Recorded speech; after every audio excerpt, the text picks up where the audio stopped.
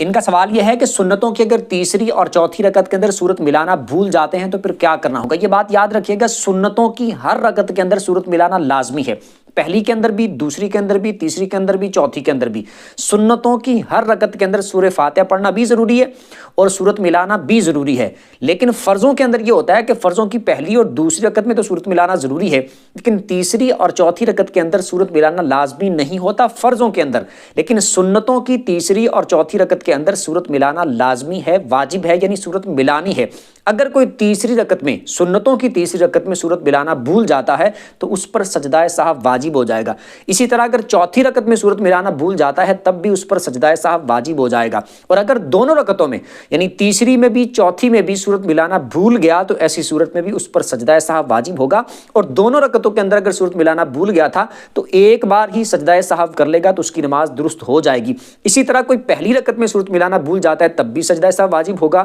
دوسری رکعت میں سورت ملانا بھول جاتا ہے تب بھی سجدہ سہو واجب ہوگا، یعنی کہ جن جن رکعتوں کے اندر سورت ملانا واجب ہے ان میں سے کسی بھی رکعت کے اندر اگر کوئی سورت ملانا بھول جاتا ہے تو اس پر سجدہ سہو واجب ہوگا، سجدہ سہو کر لے گا تو اس کی نماز درست ہو جائے گی، اور اگر اس نے سجدہ سہو نہیں کیا